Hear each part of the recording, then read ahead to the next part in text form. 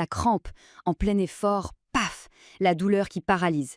Et le conseil qu'on entend partout, prends du magnésium. C'est un peu le remède de grand-mère du sportif, n'est-ce pas? Mais est-ce que ça marche vraiment? Allez, aujourd'hui, on s'attaque à ce mythe tenace de la nutrition sportive. Donc voilà, la question est sur la table. Cette douleur qui nous surprend au mollet après un gros effort. Et tout de suite, on pense magnésium. C'est devenu un automatisme. Mais est-ce que cet automatisme repose sur des faits scientifiques bien solides ou est-ce que c'est juste une idée reçue? Eh bien, tenez-vous bien parce que ce lien qui nous semble si évident, les experts, eux, le remettent très sérieusement en question. On va découvrir ensemble pourquoi cette croyance est en fait un vrai château de cartes. Alors, pour y voir plus clair, il faut qu'on remonte à la source. D'où sort cette idée, au juste? Comment est-ce qu'on en est arrivé à penser que le magnésium était la solution anti-crampe? On enfile notre casquette de détective et vous allez voir, la réponse est plutôt étonnante. Et là, attention, le résultat de l'enquête, il est dingue. Toute cette conviction planétaire, elle repose sur une seule cas. Oui, un seul cas documenté. Pas une étude géante sur des milliers de sportifs, non, non. Juste une personne. C'est fou, hein? Alors ce fameux cas, il date d'il y a plus de 30 ans. Et depuis, cette histoire a été répétée, partagée et surtout généralisée à tout le monde. On l'a appliquée à des millions de sportifs qui, en réalité, n'avaient rien, mais alors rien à voir avec la situation de départ. Et quand on regarde les détails, on comprend tout de suite le problème. Déjà, les crampes, elles n'étaient même pas dans les jambes, c'était aux mains et aux pieds. Ensuite, c'était après un effort complètement dingue, entre 5 et 10 heures au soleil. Et pour couronner le tout, la personne avait un syndrome d'hyperventilation. Bref, on est à des années-lumière de la petite crampe au mollet pendant le footing du dimanche, on est bien d'accord. Ok, donc l'origine historique, on a vu, c'est très, très léger. Maintenant, passons à la science, à la biologie. Parce que même quand on regarde comment notre corps fonctionne, eh bien cette histoire de magnésium, ça ne colle pas du tout. Juste pour qu'on soit tous sur la même longueur d'onde, un petit mot sur le métabolisme. En gros, c'est l'ensemble des réactions chimiques qui font tourner la machine, notre corps. Et le magnésium, là-dedans, c'est un peu un super ouvrier. Il est partout et il est super important. Son boulot, ce n'est pas juste de s'occuper d'un seul petit muscle. Non, il est impliqué dans des centaines de réactions partout, dans tout le corps. C'est un chef de chantier pour l'énergie globale de notre organisme. Il est essentiel pour tout le système. Et c'est là que ça devient complètement illogique. Réfléchissons 2 secondes.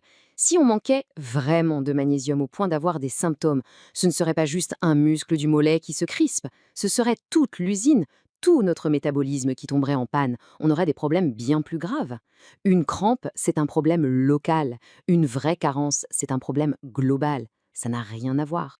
Et ce n'est pas tout. Il y a eu des études sérieuses sur le sujet, par exemple pour les crampes qui arrivent pendant la grossesse.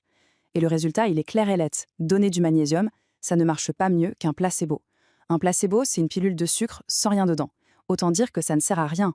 Donc non seulement c'est inefficace, mais attention, prendre trop de compléments peut même se retourner contre nous. Si on dépasse les 250 mg par jour en supplément, on peut avoir des problèmes de digestion et pire encore, ça peut empêcher notre corps de bien absorber d'autres minéraux super importants, comme le fer et le zinc. Bon, alors si ce n'est pas le magnésium, c'est quoi le problème? Qu'est-ce qui cause ces fameuses crampes? Allez, voyons ce que la science nous dit aujourd'hui sur les vrais coupables. La piste la plus sérieuse aujourd'hui, c'est celle d'un problème de communication.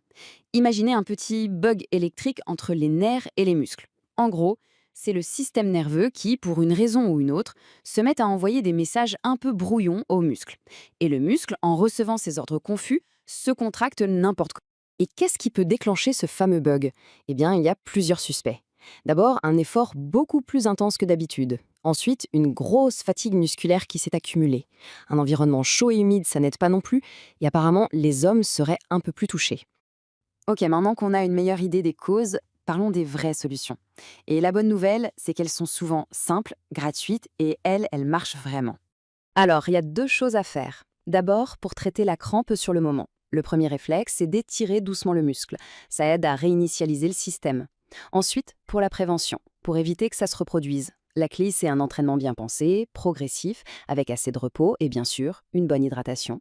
Pour que tout ça soit bien clair, on va utiliser une petite image, une analogie qui résume parfaitement tout ce qu'on vient de dire. Alors voilà, imaginons ensemble. Notre muscle, c'est comme un grand orchestre.